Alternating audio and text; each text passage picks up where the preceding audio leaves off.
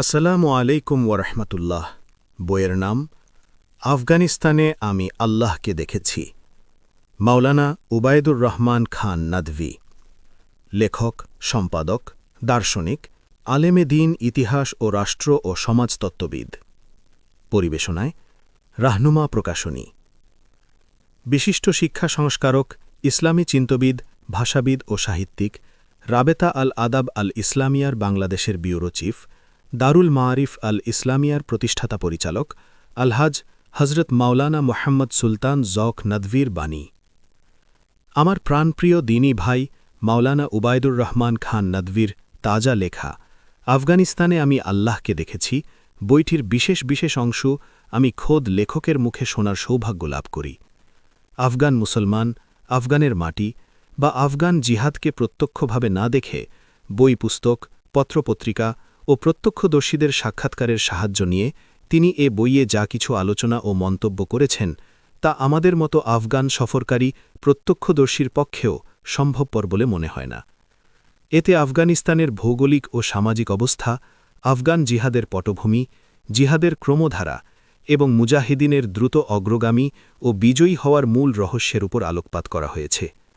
এছাড়া আফগানিস্তানে ইসলামী আন্দোলন, মুসলিম ঐক্য, বাতিলের বিরুদ্ধে অবিরাম সংগ্রামে কিভাবে সূত্রপাত হয় এবং দীর্ঘদিন ধরে সরকার ও শাসক বদলের, এক সরকারের পতন ও আরেক সরকারের উত্থানের মূল কারণ চিহ্নিত করা হয়েছে। মোটামুটি আফগানের অতীত ইতিহাস এবং বর্তমান জিহাদে সোভিয়েত রাশিয়ার মতো সুপার পাওয়ারের মুখে ছাই মাটি দিয়ে সারা বিশ্বের সামনে একদল গরিব কৃষক, শ্রমিক এবং মোল্লা মুসল্লি কিভাবে তাকে লাঞ্ছিত ও অপমানিত করল, সংক্ষিপ্ত হলেও তার একটি সুস্পষ্ট চিত্র তুলে ধরা হয়েছে এ বইয়ের স্বল্প পরিসরে। অতঃপর এ জিহাদ হতে শিক্ষা গ্রহণ করা, ন্যায় প্রতিষ্ঠা ও বাতিলের মোকাবিলা এবং দ্বীনী দাওয়াতের কাজে বাংলাদেশি মুসলমানদের কিভাবে অগ্রসর হওয়া উচিত তার পথ নির্দেশ করা হয়েছে। আমি আল্লাহ রাব্বুল আলামিনের দরবারে সবিনয় প্রার্থনা করি, হে আল্লাহ, আপনি এ বইটিকে কবুল করুন, একে তার লক্ষ্য অর্জনে সাফল্য দান করুন। স্নেহাস্পদ লেখকের মুখ ও কলমকে আরও শক্তিশালী করে দিন এবং ইসলামী দাওয়াত, জিহাদ ও প্রতিরক্ষার পথে তাকে আমাদের মুখপাত্র হওয়ার তৌফিক দান করুন। হে আল্লাহ, আমার অন্তরে যে ব্যাপার আগুন আপনি জ্বেলে দিয়েছেন তা প্রকাশ বা ব্যক্ত করার মতো ভাষা আমার নেই। এ আগুনের শিখা স্নেহাস্পদ লেখকের বুকে জেলে আমাকে সাহায্য করুন, লাঘব করুন আমার অন্তরের জ্বালা। পরিশেষে প্রাচ্যের মহাকবি আল্লামা ইকবালের কবিতায় এ দোয়া, জওয়ানো কো সুজে জিগর বখশ দে, মেরা ইশক মেরি নজর বখশ দে, অর্থাৎ যুবকদের অন্তরে ব্যথার অগ্নিশিখা জেলে দাও, আমার প্রেম তাদের দাও, আমার দৃষ্টিশক্তি দাও। সফল ও কর্মময় দীর্ঘ জীবন কামনা করি। উচ্চারণ করে লেখকের সুন্দর, সুস্থ মোহাম্মদ সুলতান জক, চট্টগ্রাম, 15/1/1409 হিজরি।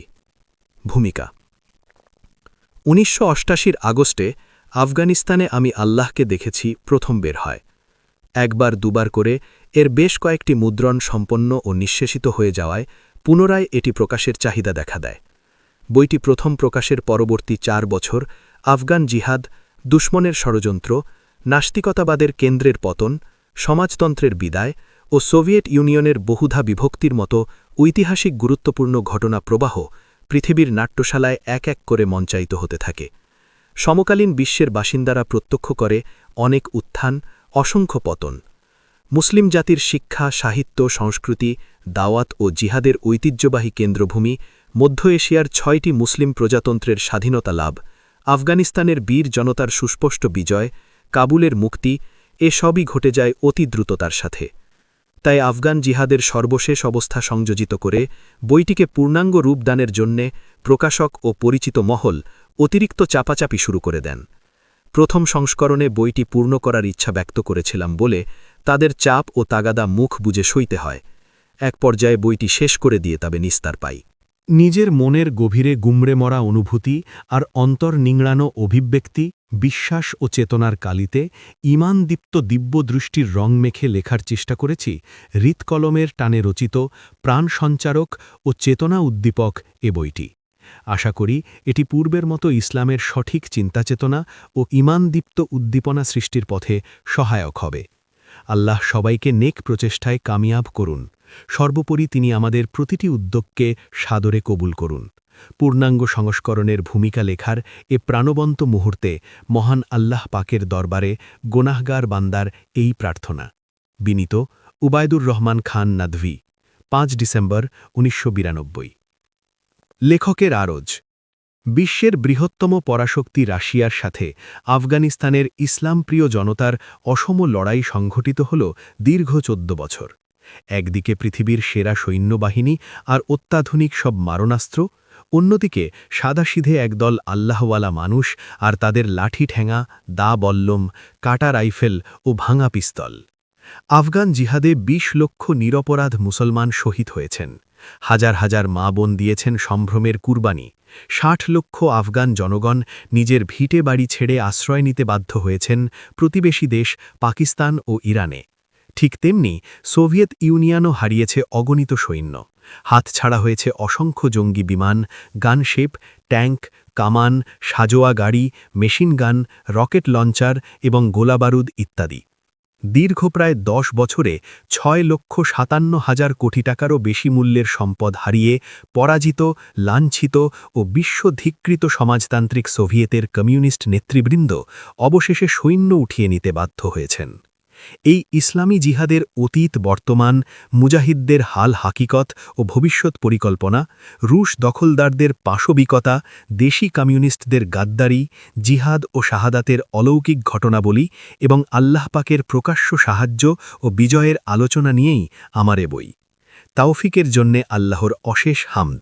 বইটির নামকরণ করা হয়েছে একজন ফরাসি সাংবাদিকের ঐতিহাসিক উক্তি অবলম্বনে।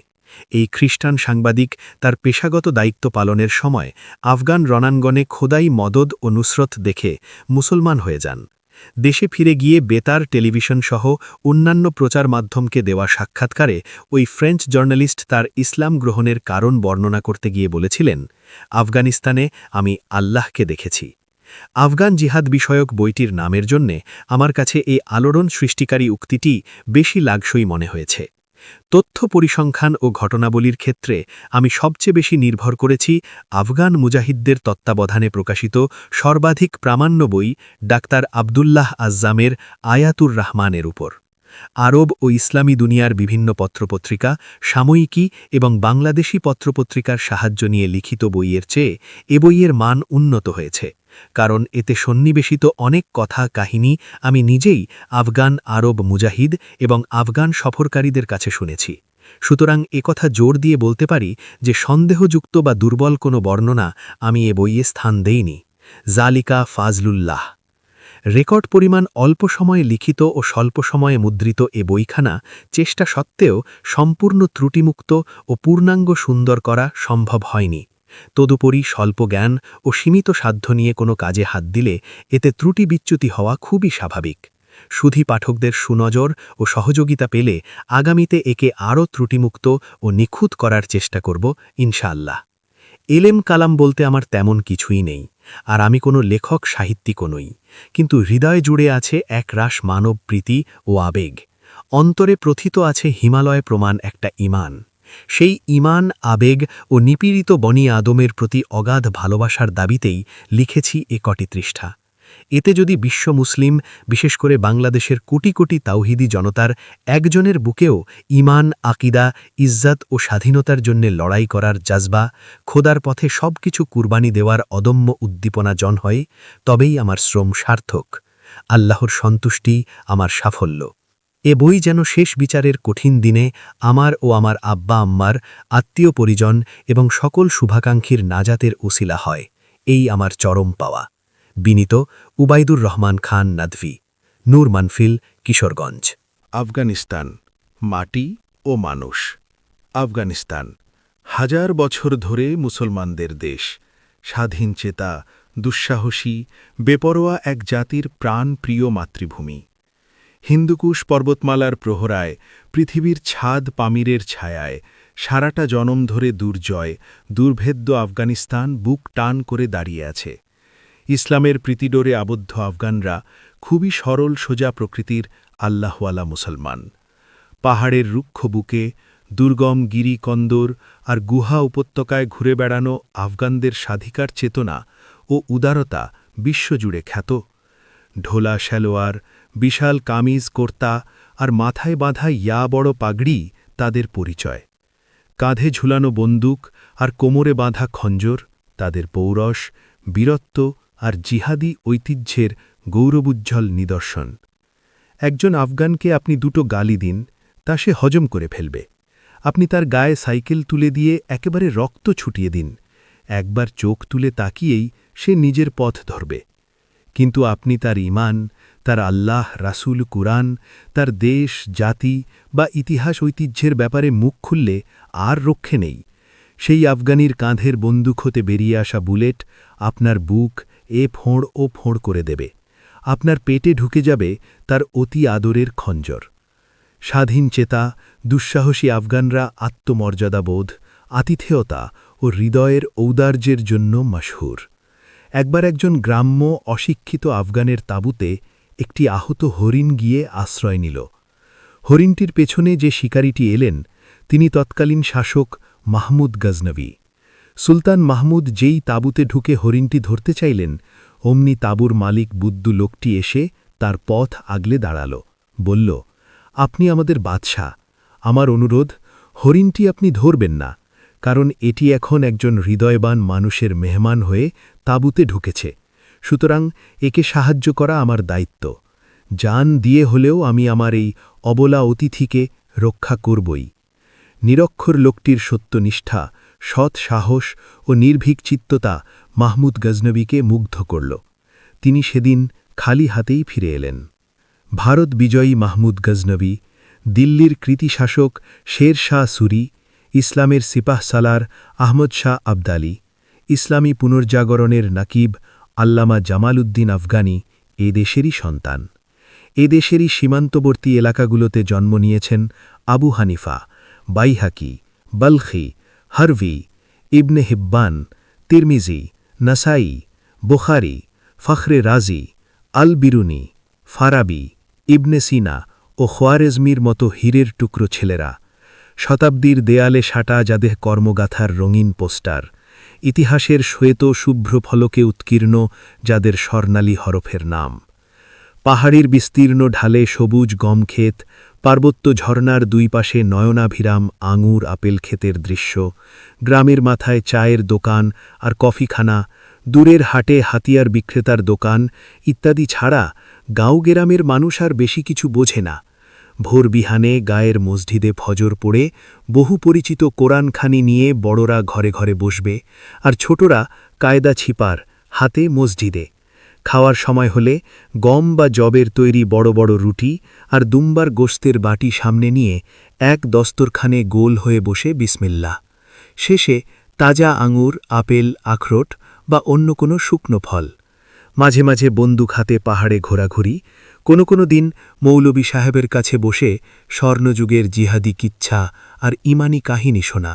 ব্যাস, এ পর্যন্তই আফগানিস্তানের গেঁয়ো মানুষের সাদাসিধে জীবন। শহরে আছে সব কিছুই, অফিস আদালত, কলেজ, ভার্সিটি, ব্যবসা কেন্দ্র, সব। রাজা রাজনীতি নিয়ে জনগণের তত মাথা ব্যথা নেই। বাদশাহ একজন আছেন, সবাই তাকে ভালোবাসে।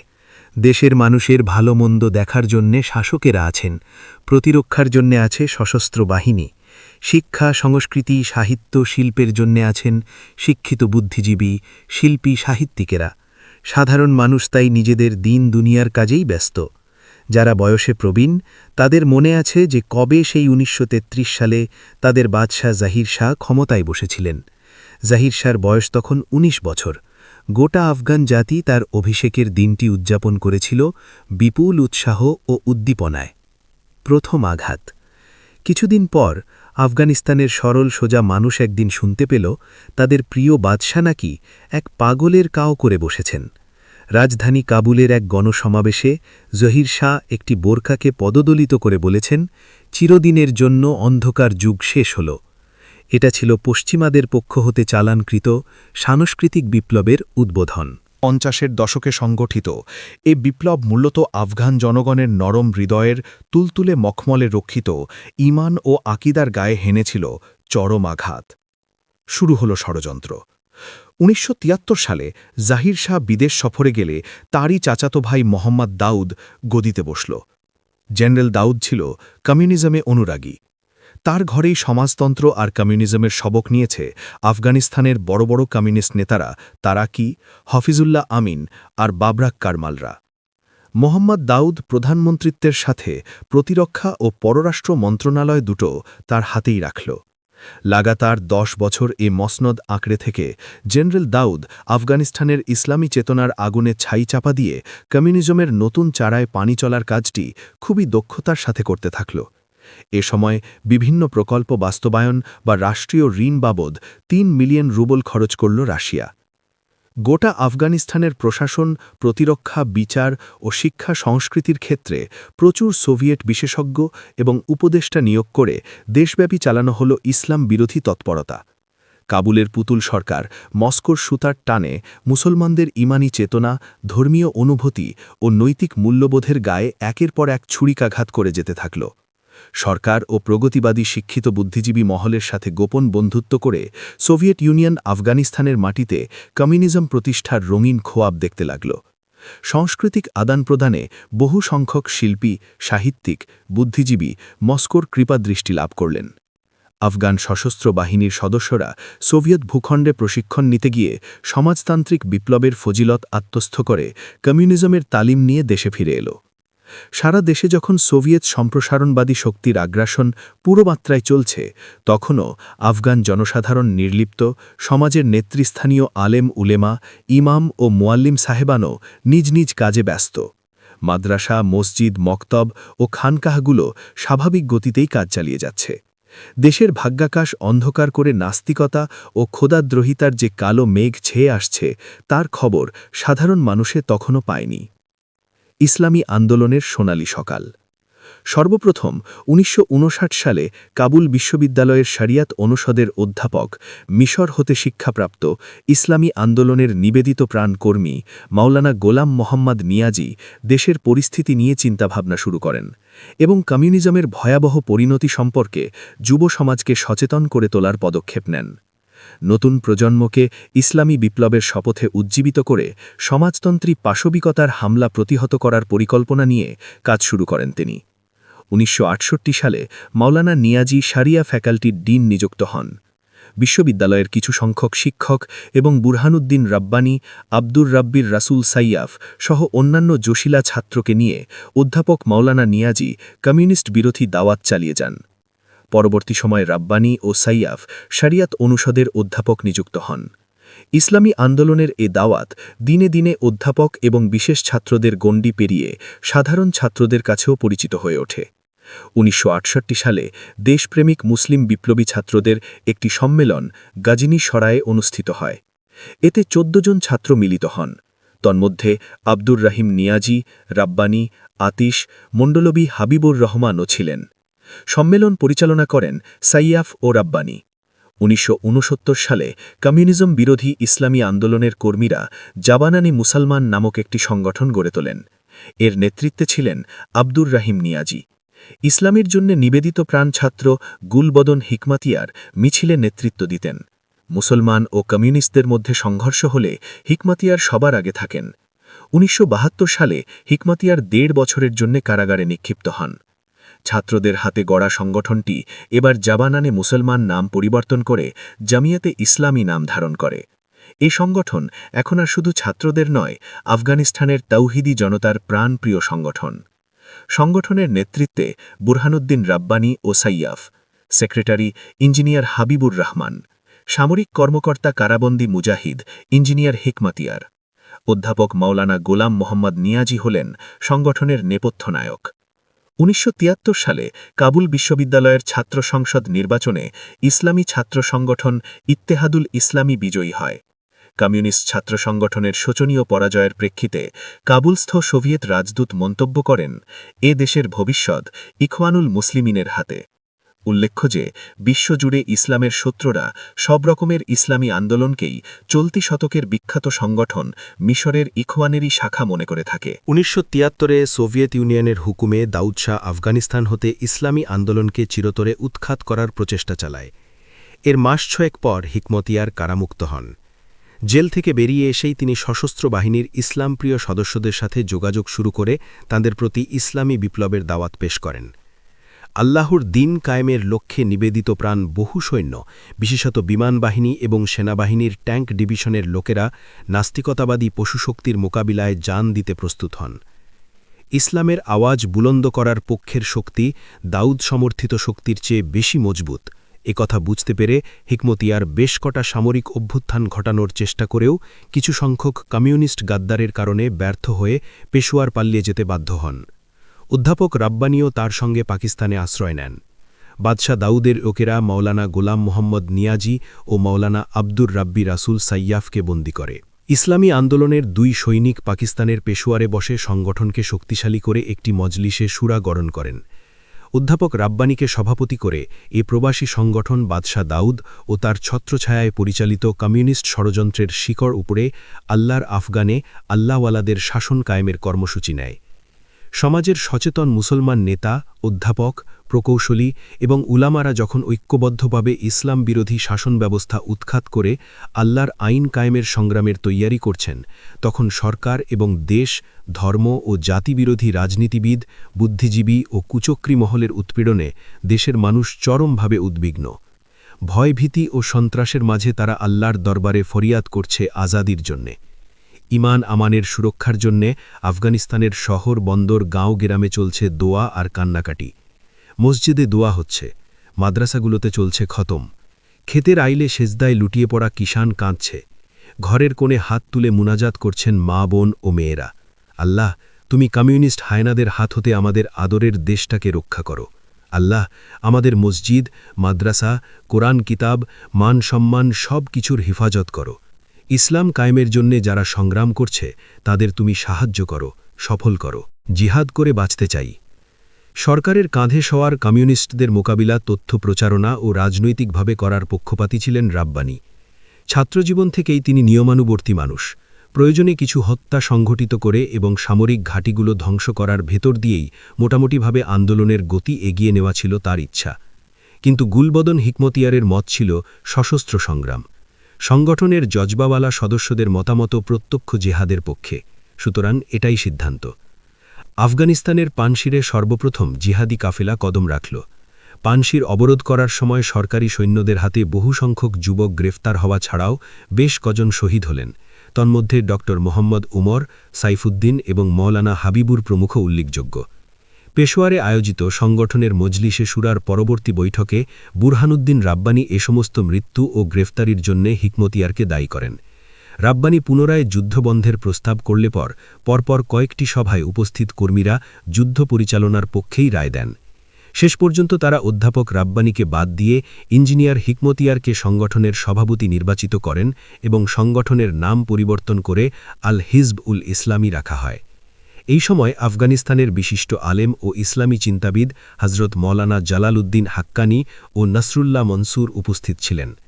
কিছুদিন পর কাজী মোহাম্মদ আমিন সংগঠনের সভাপতি নিযুক্ত হলে রাব্বানি ও হিকমতিয়ার তার নেতৃত্বে কাজ করে যান। উল্লেখ্য যে রাব্বানি ও হিকমতিয়ারের মধ্যকার পার্থক্য নীতি আদর্শ বা লক্ষ্যের নয়, বরং এ পার্থক্য পলিসি ও কর্মপন্থার। বর্তমানেও তারা আফগানিস্তানে ভিন্নধর্মী দুটো পলিসির কর্ণধার। হিকমতিয়ার একদল যুবককে নিয়ে বড় বড় নাস্তিক, মুরতাদ ও কাফের হত্যার কাজ চালাতে থাকেন। এক সুযোগে তার যুবক বাহিনী পুলিশ একাডেমির বিশিষ্ট কমিউনিস্ট প্রফেসর মীর আকবর খাইবারকে হত্যা করতে সক্ষম হয়।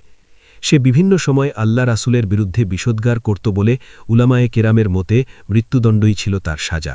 এদিকে আফগানিস্তানের ইসলামী আন্দোলনকে নিশ্চিহ্ন করে দেওয়ার জন্যে সোভিয়েত রাশিয়া বাদশাহ দাউদকে উপর্যুপরি চাপ দিতে থাকে। কিন্তু দাউদ ভালো করেই জানে যে ইসলামের সৈনিকদের দাবিয়ে রাখা যায় না আজীবন। মদিনার সাথে সম্পৃক্ত জনতাকে ডান্ডা মেরে মস্কোর দিকে ফেরানো যাবে না।